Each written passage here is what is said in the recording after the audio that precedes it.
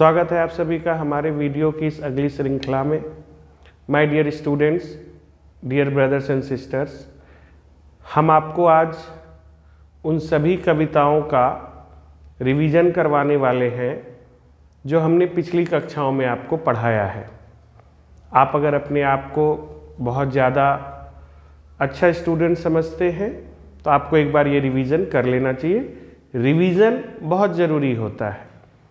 आपको हिरोशिमा से लेकर मेरे बिना तुम प्रभु तक की सारी कविताएं हमने पढ़ाया है और आपको कविताओं का भावार्थ मोटा मोटा याद जरूर होगा या उसके अर्थ भी आपको याद होंगे। और कुछ अच्छे बच्चे हैं जिन्होंने कविताएं ही याद कर ली होंगी, वो भी अच्छी बात है।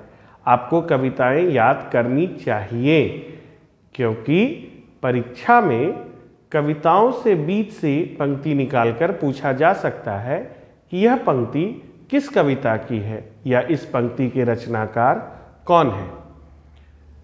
हम उम्मीद करते हैं कि आज जब आप यह क्लास कर रहे हैं आप हमारे एप्लीकेशन से सारा क्वेश्चन आंसर जो मुफ्त में उपलब्ध है आप उसे लिख चुके होंगे।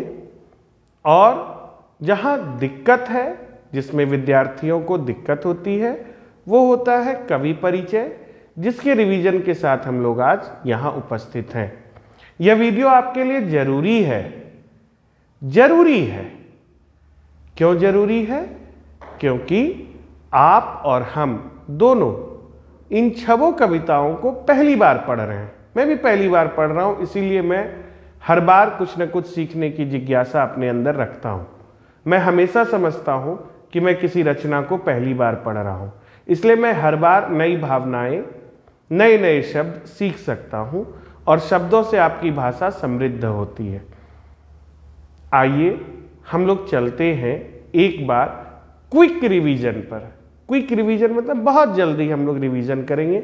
बहुत छोटा वीडियो है, आप अगर एक बार में इसको समझ लीजिएगा अच्छा रहेगा, नहीं तो बार बार रिपीट करके देखिए। आपको एक ही वीडियो में पूरा 6 लेसन के कवि परिचय का रिवीजन हो जाएगा। ठीक है?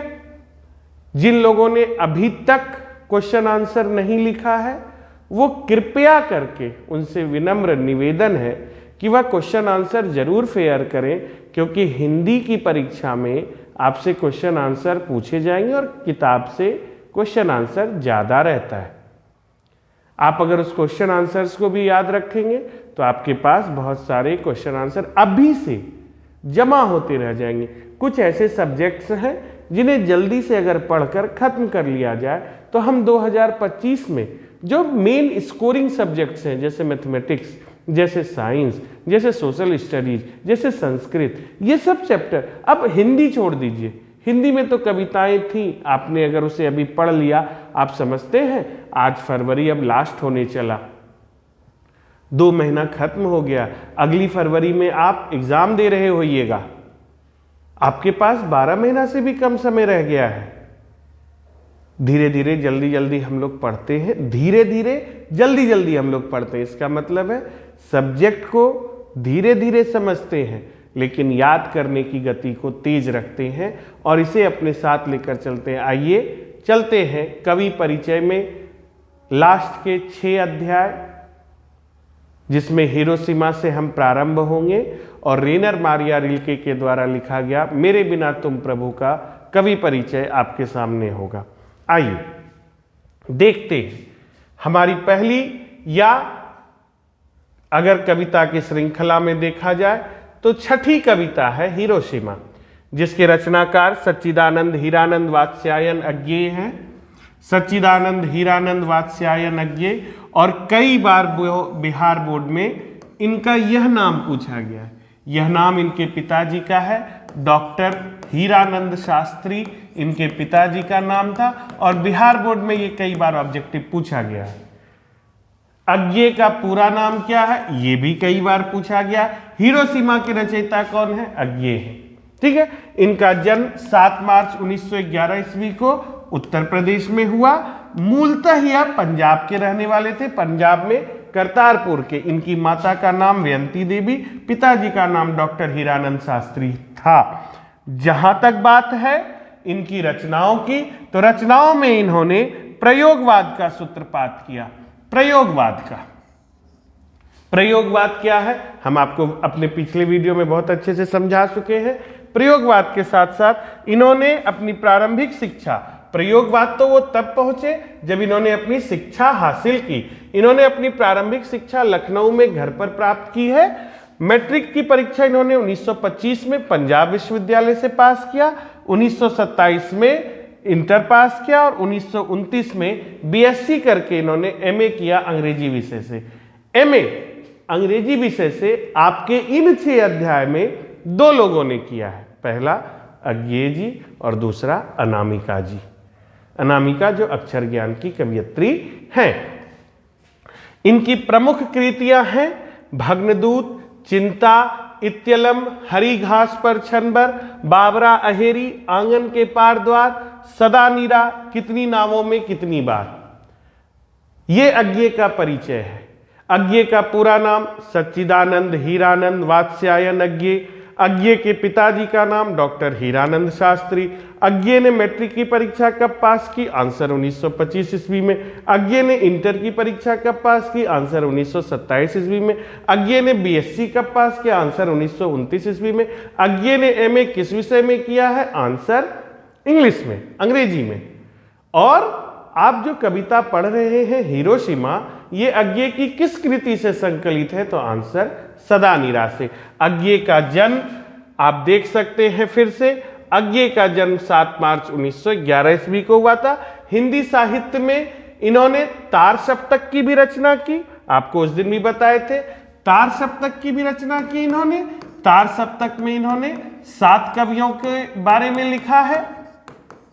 7 कवियों के बारे में नहीं लिखा है, 7 कवियों की रचनाओं को शामिल किया है। उनकी रचनाओं को इन्होंने प्रकाशित किया तार सप्तक के नाम से। आइए अगली कविता है आपकी एक वृक्ष की हत्या। फिर से एक बार बता दें अज्ञेय के बारे में। अज्ञेय का नाम मूलतः सच्चिदानंद हीरानंद वात्स्यायन अज्ञेय है। इनके पिताजी डॉक्टर हीरानंद शास्त्री हैं। इनका जन्म लखनऊ में उत्तर प्रदेश में हुआ।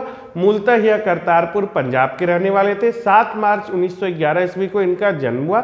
1925 में इन्होंने मैट्रिक की परीक्षा पास की, 1927 में इंटर की परीक्षा पास की, 1929 में बीएससी किया। इन्होंने एमए अंग्रेजी विषय से किया है।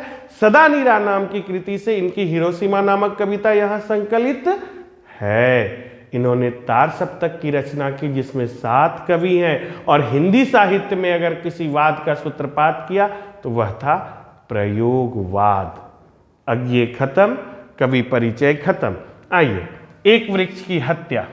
एक वृक्ष की हत्या के कवि हैं कुंवर नारायण, जिनका जन्म 19 सितंबर 1927 ईस्वी को लखनऊ उत्तर प्रदेश में हुआ।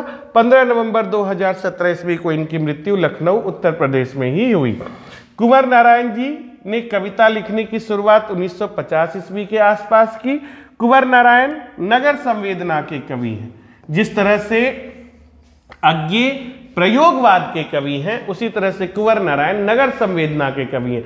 नगर में फैली हुई जो संवेदना है, जो भावना है, उसको उजागर करने वाले ये कवि हैं।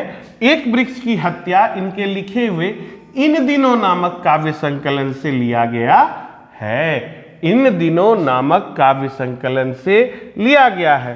कुंवर नारायण जी की रचनाएं हैं चक्रव्यूह, परिवेश, हम तुम, आमने सामने, कोई दूसरा नहीं, आत्मजयी, आकारों के आसपास, आज और आज से पहले। कुंवर नारायण जी को साहित्य अकादमी पुरस्कार एवं अनेक पुरस्कार और सम्मान प्राप्त हो चुके हैं। फिर से बोल दें, जिस साल अज्ञेय जी 1927 में अज्ञेय जी इंटर पास कर रहे थे, उस साल कुंवर नारायण जी का जन्म हुआ। 2017 ईस्वी में इनकी मृत्यु हुई। मोस्ट इंपॉर्टेंट ये है कि ये किसके कवि हैं? तो आंसर नगर संवेदना के। एक वृक्ष की हत्या में एक क्वेश्चन ध्यान देने वाला है कि आखिर कवि ने सूखी हुई डाल की तुलना, बूढ़ा चौकीदार तो वृक्ष को बताया, लेकिन एक क्वेश्चन जो आता है जो अक्सर नजर से हट जाता है वो ये है कि एक वृक्ष की हत्या में सूखी डाल की तुलना किससे की गई है? तो आंसर, सूखी डाल की तुलना राइफल से की गई है। बूढ़ा चौकीदार कौन था? आंसर, वृक्ष था। कवि क्या बचाना चाहते हैं? ये सब इस कविता में आपको बताया गया है। आइए सर, अगली कविता है हमारी नींद, जिसके कवि हैं वीरेन डंगवाल। इनका जन्म 5 अगस्त 1947 ईस्वी को कीर्तिनगर टिहरी गढ़वाल में हुआ था। इनकी शुरुआती शिक्षा मुजफ्फरनगर, सहारनपुर, कानपुर, बरेली और नैनीताल में हुई। इन्होंने इलाहाबाद विश्वविद्यालय से एमए किया और यहीं से आधुनिक हिंदी कविता के मिथकों और प्रतीकों पर डीलिट की उपाधि प्राप्त की। पहला कविता संग्रह इनका 1991 में प्रकाशित हुआ, इसी दुनिया में। और घूमता आईना आपको हम बताए थे, अखबार में एक कैटेगरी होती है जिसमें लोग एक विशेष विषय वस्तु पर लेखन का कार्य करते हैं। उसी तरह में एक घूमता आईना नाम का स्तंभ था, उसी में इन्होंने स्तंभ लेखन का कार्य किया। दुष्चक्र में सृष्टा इनका सबसे इंपॉर्टेंट काव्य संग्रह है। दुष्चक्र में सृष्टा, जिन पर इनको साहित्य अकादमी पुरस्कार मिला। इन्होंने अमर उजाला नामक अखबार में संपादन का काम किया है। हमारी नींद दुष्चक्र में सृष्टा से ली गई है। ठीक है, इसी दुनिया में इनका पहला प्रकाशित है काव्य संग्रह, और दुष्चक्र में सृष्टा के लिए इनको साहित्य अकादमी पुरस्कार मिला, और इसी से हमारी नींद है। और हमारी नींद कहती क्या है? हमारी नींद कहती है कि सर आप और हम सो जरूर रहे हैं, लेकिन सृष्टि लगातार आगे बढ़ रही है। आप पर अत्याचार करने वाले भी आगे बढ़ रहे हैं। आप सोइए नहीं, जागिए। जागकर अपने विकास की राह को खुद बनाइए। ठीक है, आइए सर अगला चलते हैं। इसी दुनिया में रघुवीर सहाय स्मृति पुरस्कार मिला है, श्रीकांत वर्मा स्मृति पुरस्कार मिला है, और शमशेर सम्मान भी प्राप्त हो चुका। और सबसे अच्छी, सबसे प्यारी हमारी अनामिका जी कवयित्री हैं, अक्षर ज्ञान, जिन्होंने एक बच्चे की मनोदशा को चित्रित किया है। 17 अगस्त 1961 ईस्वी को मुजफ्फरपुर बिहार में इनका जन्म हुआ। चूंकि इनके पिताजी श्याम नंदन किशोर खुद हिंदी के गीतकार और बिहार विश्वविद्यालय मुजफ्फरपुर में हिंदी विभाग के अध्यक्ष थे, इसलिए इनकी हिंदी मजबूत होना तो लाजमी है, स्वाभाविक है। इनको कविता और गद्य दोनों लिखना बड़ा पसंद था, दोनों लेखन में ये सक्रिय हैं। अनामिका हिंदी और अंग्रेजी दोनों में लिखती हैं। इनकी काव्य संकलन है गलत पते की चिट्ठी, बीजाक्षर, अनुष्टुप, और इनका आलोचना है post Eliot poetry. Post Eliot poetry हमने आपको पहले ही बताया था, थॉमस स्टर्न्स एलियट के बाद जो लिखी गई कविताएं उन पर इन्होंने अपने विचार प्रस्तुत किए हैं। माय डियर स्टूडेंट्स, आलोचना शब्द का अक्सर लोग ये मतलब निकालते हैं कि किसी ने मेरी आलोचना कर दी यानी मेरी निंदा कर दी। आलोचना का यह अर्थ नहीं है। आलोचना उस विधा को कहते हैं जिसमें किसी रचना की अच्छाई और कमी, बुराई नहीं की जाती है, अच्छाई और कमी दोनों बताई जाती है, उसे ही आलोचना कहते हैं। ठीक है, तो इनकी आलोचना है पोस्ट एलियट पोइट्री, स्त्रीत्व का मानचित्र। इन्होंने संपादन किया है कहती हैं औरतें। अनामिका जी को राष्ट्रभाषा परिषद पुरस्कार, भारत भूषण अग्रवाल पुरस्कार, गिरिजा कुमार माथुर पुरस्कार और ऋतुराज साहित्यकार सम्मान पुरस्कार। और उस दिन भी हमने आपसे पूछा था कि बताइए कि अनामिका जी ने जो अक्षर ज्ञान, अनामिका जी द्वारा रचित जो अक्षर ज्ञान हम पढ़ते हैं वह किस काव्य संग्रह से है? तो उसका उत्तर है कवि ने कहा। कवि ने कहा नामक इनका एक काव्य संकलन है। उसी से यहां अक्षर ज्ञान नाम का एक कविता हमें प्रस्तुत किया गया है। कविता से क्वेश्चन है, चौखटे में क्या नहीं अटता? आंसर क। खरगोश की खालिश बेचैनी लिए कौन है? आंसर ख। गमले सा टूटता कौन है? आंसर गौ। घड़े सा लुढ़कता कौन है? आंसर घौ। अंगों के डॉ को बच्चा क्या समझता है? आंसर माता। और बिंदी को क्या समझता है? माता की गोद में का बच्चा। और बेचारा माँ और बच्चे दोनों को नहीं संभाल सकता, इसलिए रोने लगता है। और यही आंसू, पहली विफलता पर निकले हुए आंसू, सृष्टि के निर्माण के आंसू हैं। ठीक है। इसके बाद की कविता है हमारे पास लौट कर आऊंगा फिर, जीवनानंद दास के द्वारा लिखी हुई कविता है। हालांकि जीवनानंद दास ने इस कविता को बंगला भाषा में लिखा था। इनका खुद का जन्म 1899 ईस्वी में हुआ था। और उस दिन के वीडियो में हमने पहली बार जो इनकी मृत्यु बताई वह बताई 1900, लिखा हमने 1954। मेरे मुंह से निकल गया था, नहीं होता गलती हो गई भाई साहब, मेरे मुंह से निकल गई, उस दिन निकल गया था 1994। ऐसा नहीं है, 1954 ईस्वी में इनकी मृत्यु हुई। बड़ी ही मर्मांतक मृत्यु हुई थी। जिस समय इनकी मृत्यु हुई उस समय इनके केवल 6 काव्य संकलन प्रकाशित थे। इनकी मृत्यु के बाद 100 से प्लस कहानियां प्रकाशित हुई और 13 उपन्यास प्रकाशित हुए। ठीक है। आप आइए सर, इनकी जो एक बहुत अच्छी कविता है जिनका नाम है वनलता सेन। वनलता सेन को प्रेम की कविता की संज्ञा दी गई है। बंगाल में, बंगला साहित्य में रविंद्रनाथ टैगोर के बाद जो गुरुदेव कहे जाते थे, उनके बाद अगर किसी का नाम आता है तो वो जीवनानंद दास ही हैं। उनके निधन के बाद ये बता ही चुके, 100 कहानियां, 13 उपन्यास। आप जो यहां पढ़ रहे हैं लौट कर आऊंगा फिर, प्रयाग शुक्ल नाम के एक कवि हैं हिंदी भाषा में। इन्होंने इनके द्वारा लिखी गई बंगला भाषा में इस कविता का हिंदी रूपांतरण किया, हिंदी भाषांतरण किया। माय डियर स्टूडेंट्स, कवि कहाँ लौटने की बात करते हैं? आंसर बंगाल में।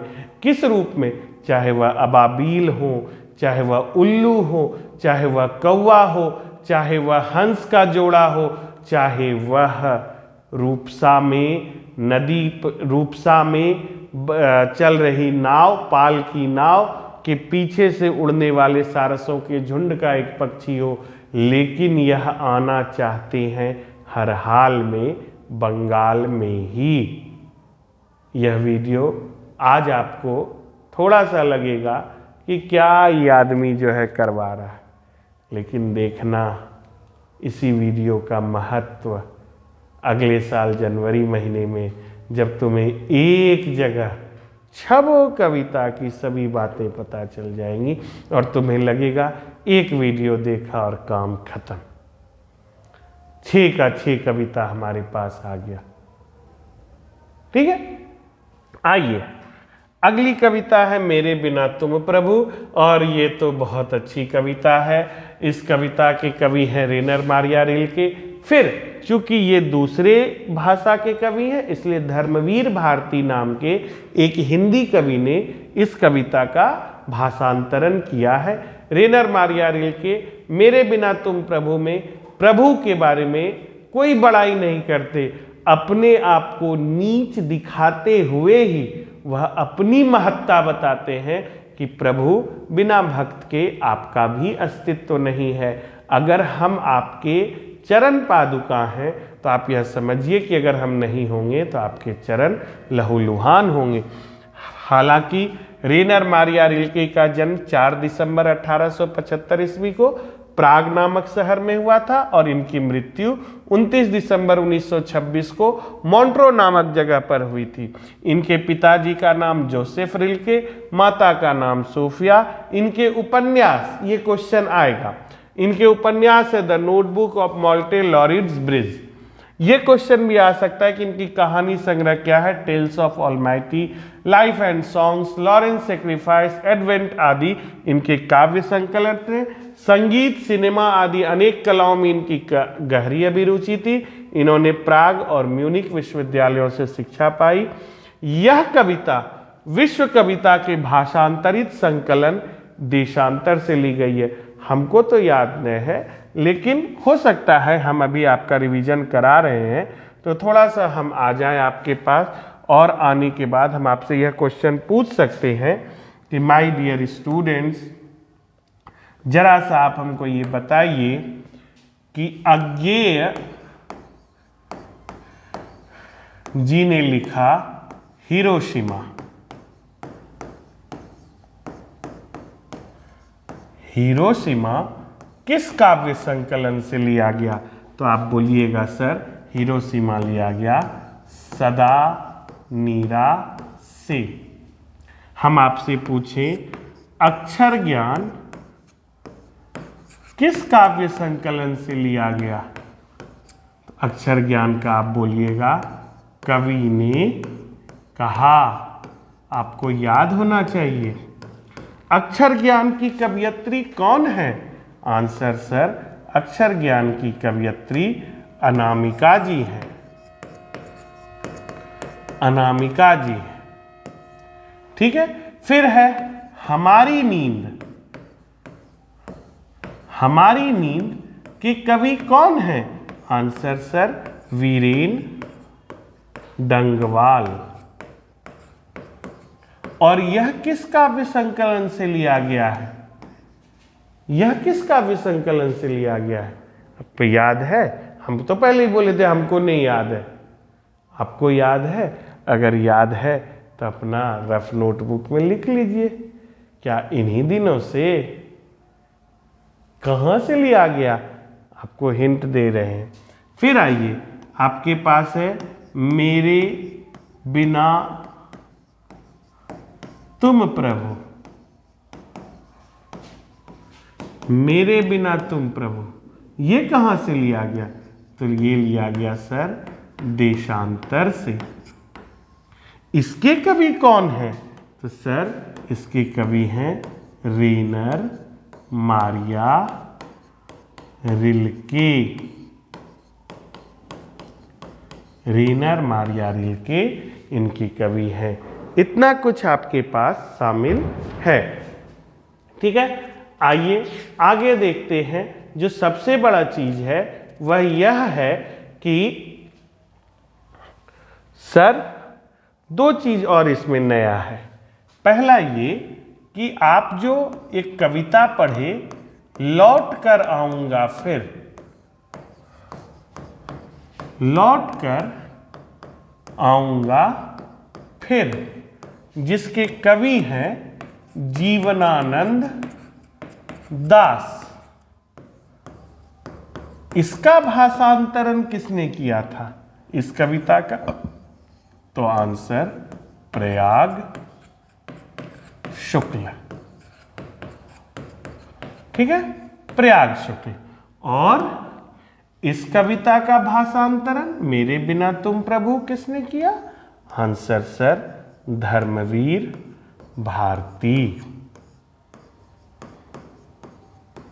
धर्मवीर भारती। और एक कविता है, वह कविता है एक वृक्ष की हत्या। एक वृक्ष की हत्या थोड़ा मिक्सडअप है, लेकिन यह है आपका याद करने का तरीका कि एक दिन बैठे जरा सा देखे, एक पेज में हम अपना छवो कविता का रिवीजन कर लिए कि सर एक वृक्ष की हत्या के रचनाकार कौन है? तो कुंवर नारायण है सर। और अगर हम यह पूछ दें कि कुंवर नारायण के किस काव्य संकलन से एक वृक्ष की हत्या ली गई है, तो आप खूब आराम से बोल सकते हैं कि इनके द्वारा लिखी गई इन दिनों से यह कविता ली गई है। तो आइए एक बार फिर इसे दोहरा लें कि हिरोशिमा कहां से लिया गया? हिरोशिमा लिया गया सर सदानीरा से।